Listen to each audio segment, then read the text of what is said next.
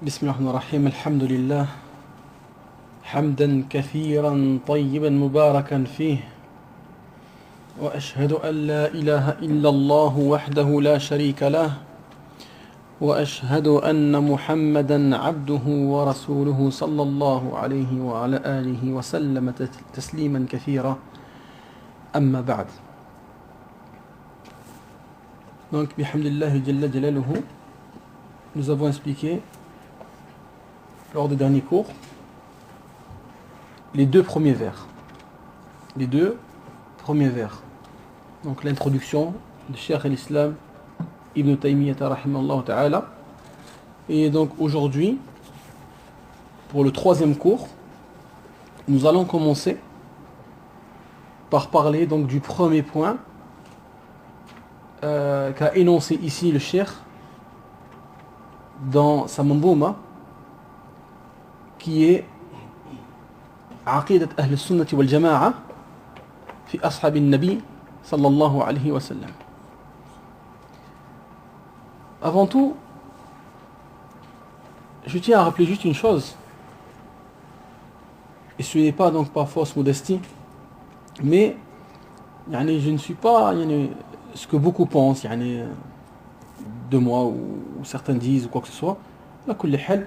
Je suis juste une simple personne qui, par la grâce d'Allah Azza wa Jalla, est partie donc étudier et qui veut faire profiter les frères et les sœurs de ce qu'il a pu apprendre, malgré que bien sûr que ce que j'ai pu apprendre est minime par rapport à ce que j'aurais pu apprendre si je n'aurais pas été négligent. Ala kulli hal, et que je suis pas exempt d'erreur, que je peux faire des erreurs, et donc celui parmi vous donc, qui a remarqué dans ces cours-là ou les prochains cours une ou plusieurs erreurs de ma part, alors qu'il me le fasse savoir, qu'il me contacte, qu'il me le fasse savoir, et bien Azza wa Jal, il me verra accepter son conseil, Inch'Allah ta'ala, et donc je n'hésiterai pas bien sûr à revenir en public et me repentir, si bien sûr cette chose est confirmée comme étant une réelle erreur. Et donc il n'y a pas de honte à ceci. Bien sûr, la honte, c'est celui qui continue sur son erreur alors qu'il s'est aperçu que ce qu'il a dit était bien une faute, mais il continue dessus. C'est cette chose qui est blâmable, que quelqu'un fasse une erreur et qu'il revienne quand il s'en rende compte ou quand on lui fait savoir, ceci n'est pas blâmable bi'idhnillahi azza wa jal. Dans le cours précédent, je disais que Cheikh al-Islam rahimahullah ta'ala puisait sa croyance dans la révélation, c'est-à-dire dans les preuves tirées du Coran et de la sunna du prophète sallallahu alayhi wa sallam.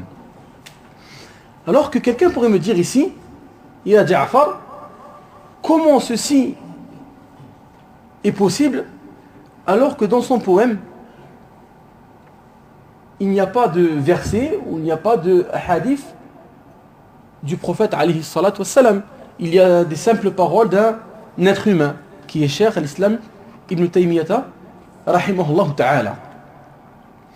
Donc je dis, et comme nous allons le voir au fur et à mesure de l'étude de ce poème, c'est que Cheikh ici, toutes ces paroles qu'il a citées, c'est-à-dire la croyance qu'il a exposée, est basée sur des preuves du Coran et de la Sunna. Et nous verrons que quand Cheikh rahimahullah ta'ala parle des compagnons du prophète sallallahu alayhi wa sallam, parle de leur mérite, parle du Coran, parle des attributs d'Allah subhanahu wa ta'ala, de la vision d'Allah azza wa jal, de la descente d'Allah azza wa jal quand il descend au ciel le plus bas, le sirat, le pont, al-nar, le feu, le paradis, al-jannah. Tous ces sujets sont bien sûr basés sur le Coran et la Sunna. Et incha'Allah ta'ala, nous le verrons au fur et à mesure des textes. C'est pour ceci que Cheikh, quand il dit اسمع كلام محقق في قوله لا ينثني عنه ولا يتبدل. Écoute le discours d'un vérificateur dans sa parole, dans sa croyance. Bien sûr, comme je l'ai cité, il ne dit pas ça pour se vanter ou pour vanter sa propre personne, mais rahimahullah ta'ala, il mérite cette appellation. Il a un niveau et il a excellé dans le domaine de la croyance, de la aqida, et dans d'autres domaines, bien sûr, rahimahullah ta'ala, rahmatan wasi'a. Donc aujourd'hui, nous sommes au troisième cours donc, de l'explication de l'Amiyya, de Cheikh l'Islam Ibn Taymiyyah, et nous nous sommes arrêtés dans le cours précédent à la définition du mot sahabi. La définition du mot as-sahabi, c'est-à-dire un compagnon. Et nous avons vu que la définition que les gens du hadith ont choisi est Man laqiya an-nabiyya sallallahu alayhi wa sallam mu'minan bihi wa mata ala dhalik wa law takhallala riddatun ala al-asah. C'est la définition que Cheikh Zayd ibn Muhammad ibn Hadi al-Madkhali a choisi. Et c'est la définition aussi, comme nous allons le voir, que Ibn Hajar rahimahullah ta'ala a choisi dans Nukhbat al-Fikr. Nukhbat al-Fikr. Donc il dit, le compagnon est celui qui a rencontré le prophète sallallahu alayhi wa sallam, tout en croyant en lui et qui est mort dans cet état, même s'il y a eu entre-temps de l'apostasie, selon l'avis le plus juste des gens de science. Donc celui qui a réuni en lui ces trois conditions sera considéré comme un compagnon. Et celui à qui il lui manquera une ou plusieurs conditions parmi ces trois ne sera pas considéré comme un sahabi. La première condition, c'est celui qui a rencontré le prophète. Cette condition-là sort celui qui a cru en lui, mais qui ne l'a pas rencontré. Donc, la première condition, c'est celui qui a rencontré le prophète. Et de là, nous sortons ceux qui ont cru au prophète, sallallahu alayhi wa sallam, mais ne l'ont pas rencontré. Soit du fait qu'il n'a pas vécu dans la même époque, comme nous par exemple, nous croyons en lui, mais nous ne l'avons pas rencontré. Donc nous ne sommes pas des sahabis. Ou comme celui qui a vécu dans son époque, mais qui n'est pas allé à sa rencontre. Qui a cru en Nabi sallallahu alayhi wa sallam, mais qui n'est pas allé à sa rencontre. Il n'est pas considéré comme un sahabi. Et la parole des savants, quand ils disent Man laqiya, celui qui rencontre, est plus précise que ceux qui disent Man ra'a, ceux qui ont vu le prophète. Car il y a des compagnons qui ont rencontré le prophète sallallahu alayhi wa sallam, mais qui ne l'ont pas vu du fait qu'ils étaient aveugles. Du fait qu'ils étaient aveugles. Donc en mettant comme condition celui qui l'a vu, nous sortirons du nombre des compagnons ceux qui l'ont rencontré, mais étaient dans l'incapacité de le voir.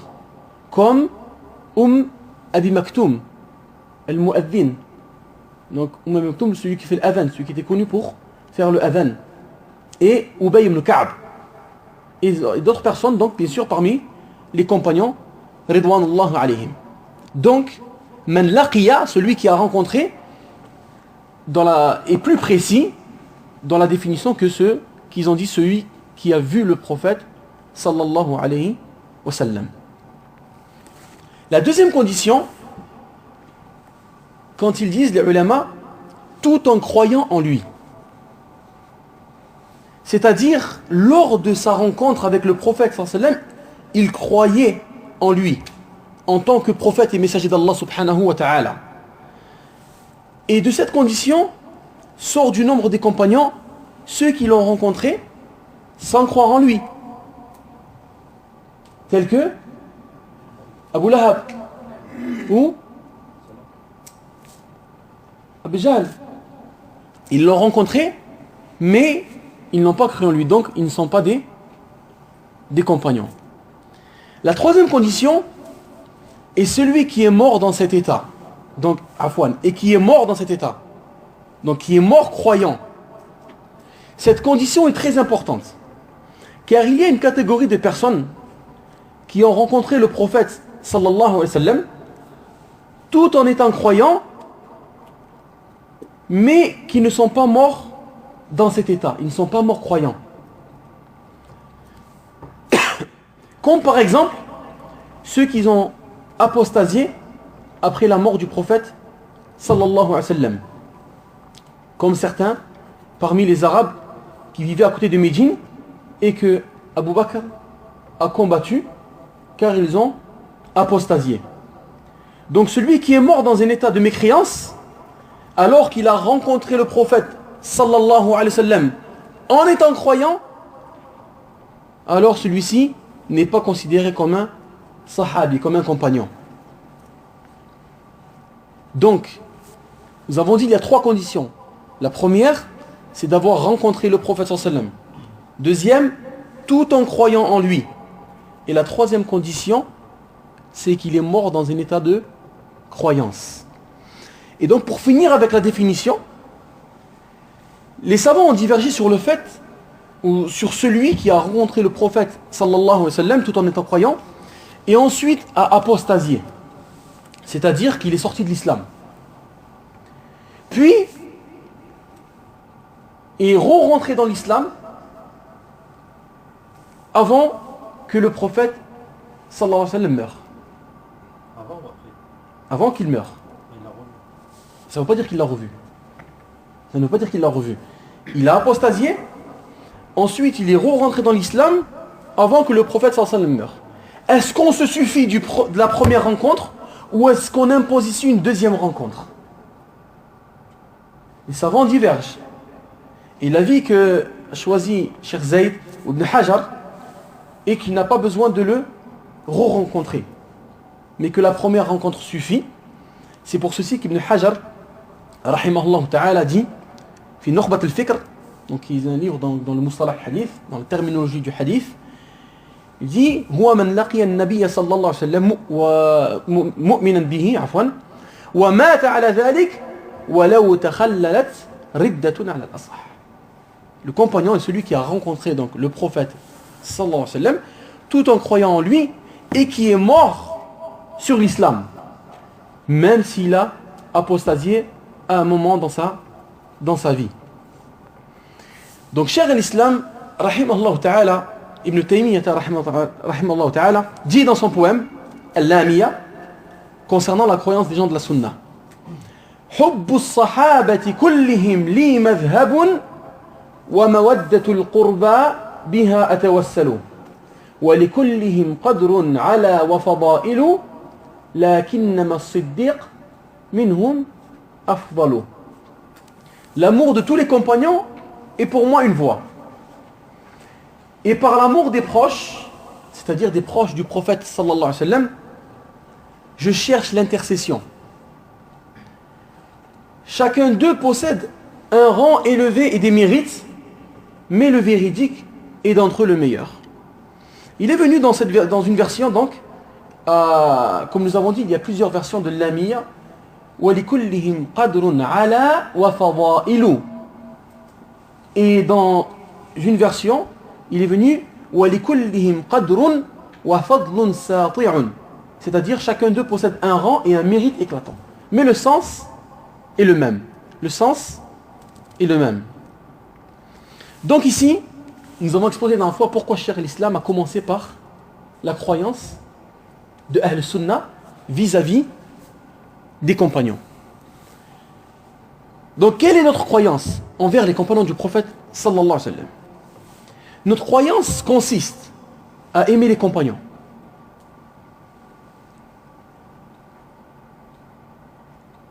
et d'affirmer vis-à-vis d'eux notre alliance, d'implorer la satisfaction et l'agrément d'Allah sur eux, et d'implorer le pardon d'Allah pour eux et leur faire des éloges, les rappeler en bien. Allah subhanahu wa ta'ala a agréé les compagnons du prophète sallallahu alayhi wa sallam, et celui dont Allah est satisfait, il n'encourra jamais la colère d'Allah azza wa jal. Donc premièrement, nous devons les aimer. C'est pour ça que Cheikh l'Islam dit Hubbu sahaba kullihim, sans exception. L'amour de tous les compagnons est pour moi une voie, et pour moi une aqida, et pour moi une croyance. Donc premièrement, nous devons les aimer. Et les textes prouvant ceci sont nombreux. À combien de reprises Allah subhanahu wa ta'ala atteste qu'il a agréé les compagnons du prophète sallallahu alayhi wa sallam, quand il dit radiyallahu anhum, radiyallahu anhum, radiyallahu anhum, Allah les agrée, Allah les agrée, dans plusieurs versets. Celui qu'Allah a agréé, c'est qu'il l'aime, sachant que il est venu dans des hadiths où un Nabi sallallahu alayhi wa sallam, il a dit directement que c'est Allah subhanahu wa ta'ala qui a cherché dans le cœur des gens et qui a choisi les meilleures personnes pour être les compagnons de Nabi sallallahu alayhi wa sallam. Donc l'amour de tous les compagnons, sans exception, est ma voie, est ma aqida, est ma croyance. Deuxièmement, il est interdit de les détester et de les insulter.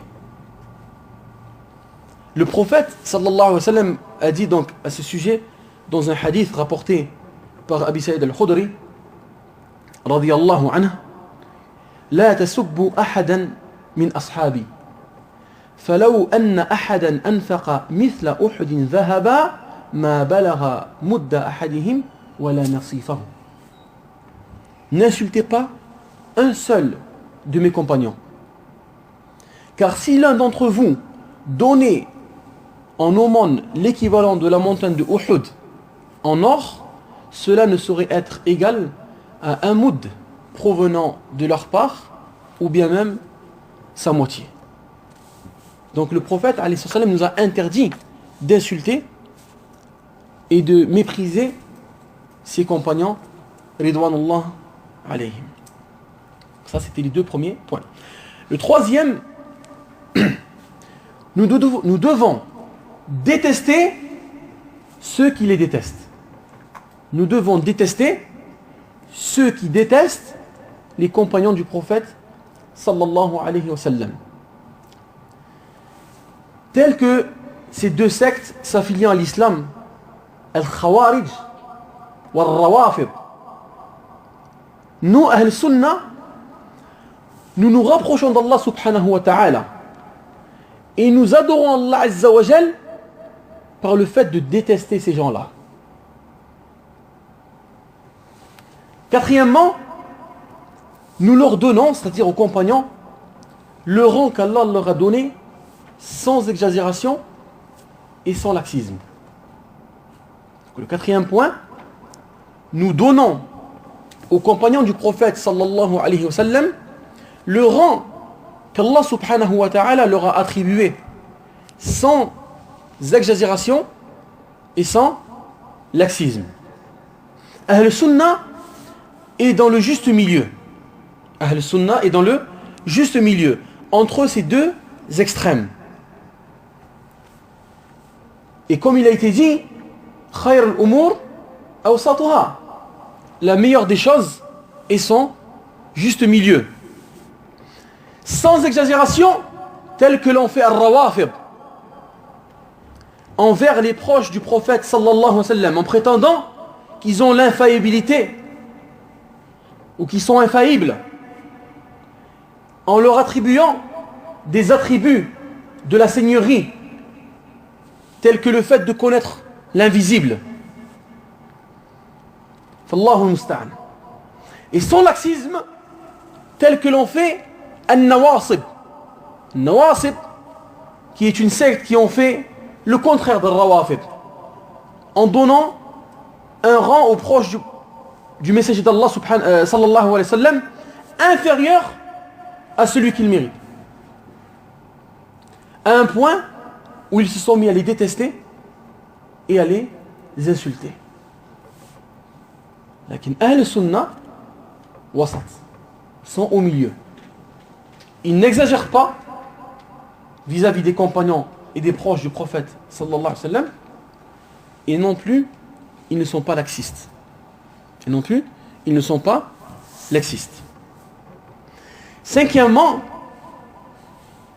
il faut attester, il fait partie de la croyance de Ahl Sunnah wal Jama'a, d'attester que tous les compagnons sont tous justes et dignes de confiance.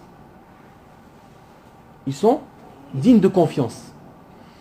Il faut savoir que les compagnons ne sont pas infaillibles au point de vue individuel. Ils ne sont pas infaillibles. Et ils rentrent dans la parole du prophète sallallahu alayhi wa sallam: Kullu bani Adam khata wa khayrul khata'in tawwabun. Tous les enfants d'Adam font des erreurs et le meilleur d'entre eux sont ceux qui se repentent. Il est possible qu'un sahabi fasse un péché au point de vue individuel.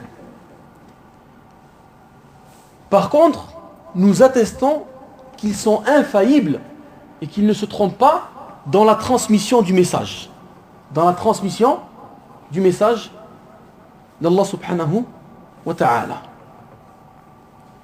Sixièmement, il faut attester, il fait partie de la croyance de Ahl Sunnah, d'attester que les compagnons du prophète sont la meilleure génération. Ils sont la meilleure génération.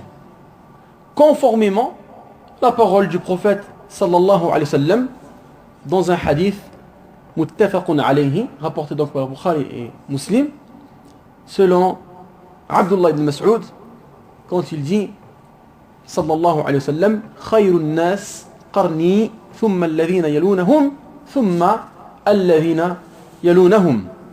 Les meilleurs des gens sont ceux de ma génération, ensuite ceux qui les suivent et ceux encore qui suivent ces derniers. Naam. Ensuite le cheikh Ibn Taymiyyah rahimahullah ta'ala dit: wa mawaddatul qurba biha atawassalu.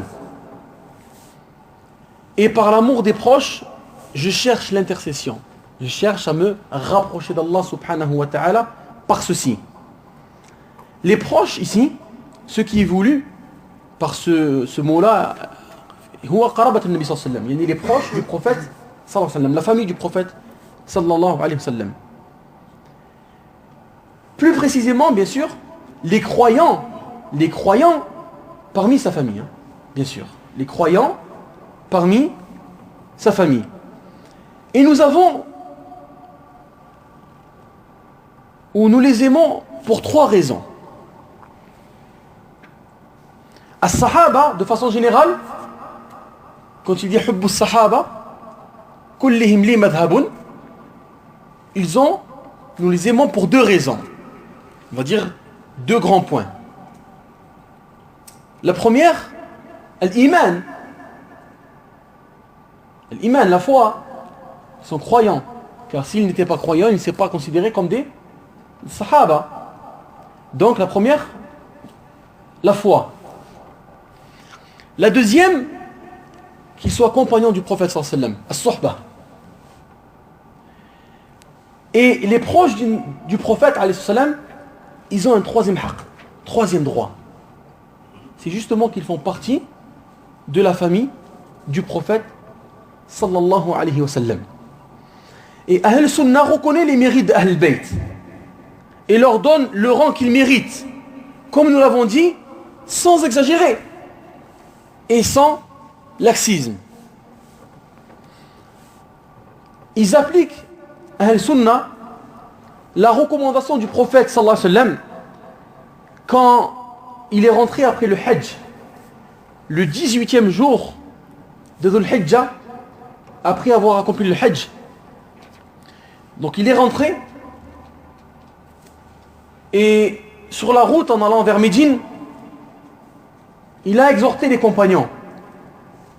Et il a dit Udhakkirukumullah fi ahli bayti. Udhakkirukumullah fi ahli bayti. Udhakkirukumullah fi ahli bayti. 3 fois. Le hadith est rapporté par Muslim. Il dit An-Nabi sallallahu alayhi wa sallam, je vous rappelle à craindre Allah concernant mes proches. Je vous rappelle à craindre Allah concernant mes proches. Je vous rappelle à craindre Allah concernant mes proches. Donc le cheikh ici dit wa mawaddatul qurba biha atawassalu. Ici il faut absolument se concentrer. Car c'est une mas'ala assez compliquée dans le domaine de la aqida. Quand il dit et par l'amour des proches je recherche l'intercession. At-tawassul ila Allah, c'est le fait de prendre quelque chose en intermédiaire, c'est-à-dire entre toi et Allah subhanahu wa ta'ala, afin de te rapprocher d'Allah azza wa jal. Afin de te rapprocher d'Allah azza wa jal. Dans la religion, dans l'aqida, il y a 2 sortes de tawassul. At-tawassul al-ja'iz, donc le tawassul qui est autorisé, ou at-tawassul al-muharram, tawassul qui est interdit. Bien sûr ici, par manque de temps, il va être très difficile d'exposer ces différentes sortes de tawassul. Là, nous allons nous concentrer sur celui qui nous intéresse. Et donc parmi les tawassul autorisés, par exemple, le fait d'invoquer Allah subhanahu wa ta'ala par ses noms et ses attributs. Allah subhanahu wa ta'ala dit dans le Coran وَلِلَّهِ الْأَسْمَاءُ الْحُسْنَى فَادْعُوهُ بِهَا. Et à Allah appartient les plus beaux noms, invoquez-le par ceci. Aussi, parmi les tawassul qui est autorisé, et c'est de là que vous allez comprendre la parole de Cheikh Islam Taymiyyah, et vous allez voir que Cheikh Islam, il se base sur des preuves. Toutes ces paroles ici, dans les 16 vers, sont basées sur des preuves du Coran et de la sunna du prophète sallallahu alayhi wa sallam. Rien ne sort de sa tête, rahimahullah ta'ala. Contrairement à l'aqida, aux croyances mubtada'a, innovées. العقائد النابتة هذه هي عقيدة نازلة. La croyance du Cheikh l'Islam, c'est une عقيدة نازلة. Elle vient d'Allah subhanahu wa ta'ala. والعقائد المنحرفة هي العقائد النابتة, celles qui ont poussé sur la terre et qui prennent des parts de la raison, l'aql, al-manamat, comme nous l'avons dit, les songes, al-qisas ou al-hikayat, les histoires et les récits. Alors que la aqidah d'Ahl Sunnah wal Jama'a, qui est la aqidah de Cheikh Islam Ibn Taymiyyah, prend des parts de la révélation. Qala Allah wa qala ar-Rasul sallallahu alayhi wa sallam. C'est pour ça, et pour ceci, qu'il dit Cheikh al-Islam dans le vers numéro 6, comme nous l'avons cité précédemment, وأقول قال الله جل جلاله والمصطفى الهادي ولا أتأول. Donc ici, parmi les tawassul autorisés, donc c'est celui qui nous intéresse, c'est at-tawassul ila Allah bil amal as-salih. C'est le fait de se rapprocher d'Allah, de chercher l'intercession par les bonnes actions que nous avons commises. Par les bonnes actions. Comme l'histoire très connue des 3 personnes qui se sont réfugiées dans une grotte et une grosse pierre ou un rocher a bouché la sortie. 3 personnes étaient enfermées dans la grotte. Et ils n'arrivaient pas à bouger donc ce rocher. Donc chacun parmi ces 3 personnes a invoqué Allah Azza wa Jal en se servant d'une bonne action qu'il avait faite auparavant. Le premier s'est servi bien sûr d'une très très bonne action qui est le bon comportement qu'il avait envers ses parents. Ainsi la pierre, le rocher, se décale un tout petit peu. Le deuxième invoqua Allah Azza wa Jal de les sortir donc de cette épreuve, et il a avancé comme bonne action qu'il avait fait sa chasteté, le fait qu'il s'était privé de tomber dans l'adultère pour Allah subhanahu wa ta'ala. Et Allah Azza wa Jal a décalé la deuxième un petit peu, donc le rocher. Et le troisième, il s'est servi comme une action du respect de l'engagement qu'il avait envers son employé.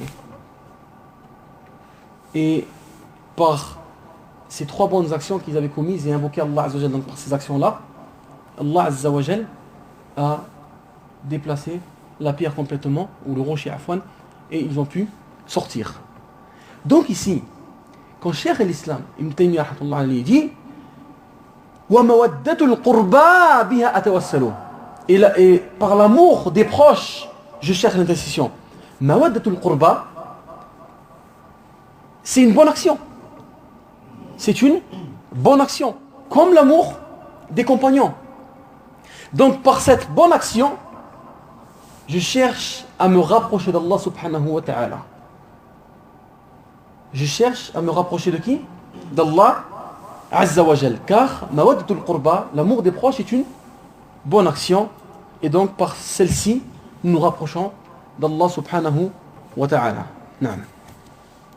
ثم il dit Cheikh, ensuite, وَلِكُلِّهِمْ قَدْرٌ عَلَى وَفَضَائِلُ لَكِنَّمَا الصِّدِّيقُ مِنْهُمْ أَفْضَلُ.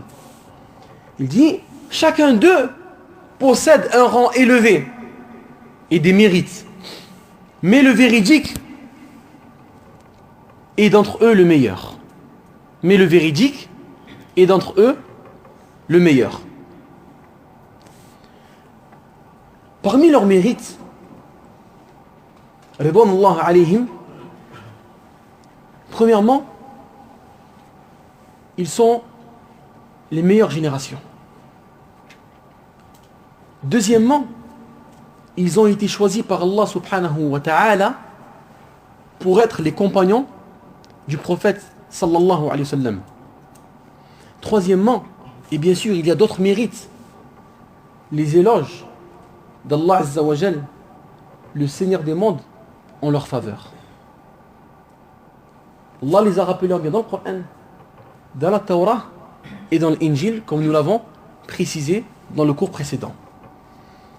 Ahl Sunnah, parmi la croyance de Ahl Sunnah envers les compagnons du prophète sallallahu alayhi wa sallam, c'est qu'ils croient que certains compagnons sont meilleurs que d'autres. Certains compagnons sont meilleurs que d'autres. Comme Cheikh l'a dit ici, وَلِكُلِّهِمْ قَدْرٌ عَلَى وَفَضَائِلُ. Chacun d'eux possède un rang élevé et des mérites. Donc chacun d'eux a des mérites. Mais d'autres sont meilleurs que certains. C'est pour ceci qu'il dit لَكِنَّمَا الصِّدِّيقُ. Qui est Siddiq? Abu Bakr. لَكِنَّمَا الصِّدِّيقُ minhum afdalu. Mais attention, cette supériorité ne rabaisse pas pour autant les autres. Cette supériorité ne rabaisse pas pour autant les autres compagnons. Comme Allah subhanahu wa ta'ala a dit dans le Coran qu'il a élevé certains messagers par rapport à d'autres. Tilka ar-rusul faddalna ba'dahum ala ba'd. Parmi les messagers, nous avons favorisé certains par rapport à d'autres. Et le meilleur des messagers est qui? Le prophète Mohammed sallallahu alayhi wa sallam. Et Ahl Sunnah, parmi donc la croyance d'Ahl Sunnah, comme le cite Cheikh Zayd dans son explication de l'Amiyya, croit en ce qui concerne l'ordre de préférence envers les compagnons du prophète sallallahu alayhi wa sallam, que les meilleurs sont premièrement Al-Khulafa Ar-Rashidun, les 4 califes bien guidés. Ensuite vient après eux les 6 autres compagnons promis au paradis. Donc ceux qui sont promis au paradis sont au nombre de 10. Les 4 califes, Abu Bakr, Omar, Uthman, Ali, radiyallahu anhum. Ensuite vient après eux les 6 promis au paradis. Talha ibn Ubaydillah, Zubayr ibn al-Awam, Abdurrahman ibn Auf, Abu Ubayda ibn al-Jarrah, Saad ibn Abi Waqas, wa Saïd ibn Zayd. Donc, ça c'est ceux qui viennent après les 4 califes bien guidés. Au niveau de l'afdaliya, au niveau de ceux qui sont meilleurs. Ensuite, viennent les muhajiroun. Bien sûr, tout ce que nous citons ici sont appuyés sur des preuves. Celui qui veut revenir, qu'il revienne bien sûr l'explication de l'Aqid al-Wasitiyya de Cheikh al-Uthaymin, rahimahullah ta'ala, ou l'explication de l'Lamiyya de Cheikh Zayd al-Madkhali, rahimahullah ta'ala. Donc ensuite, al-Muhajiroun, 3e position. Ensuite, les Ansar. Ensuite, Ahl Badr, ceux qui ont combattu dans la bataille de Badr. Ensuite, Ahl Bay'at al-Ridwan, ceux qui ont prêté allégeance sous l'arbre. Ensuite, ceux qui ont donné leurs biens et ont combattu avant la conquête. Et après eux, vient ceux qui ont donné leurs biens et combattu après la conquête. Et ensuite vient le reste des compagnons. Sachant que tous, au niveau individuel, ont des mérites et un rang très élevé. C'est pour ceci que Cheikh al-Islam, rahimahullah ta'ala, dit, donc dans sa mambouma, dans son poème Al-Lamiyya, wa likullihim qaddurun ala wa fadailu. Chacun parmi eux a un très haut rang et des mérites. Chacun a des mérites. Lakinnama as-Siddiq minhum afdal. Par contre, Siddiq, il est le meilleur d'entre tous ses compagnons.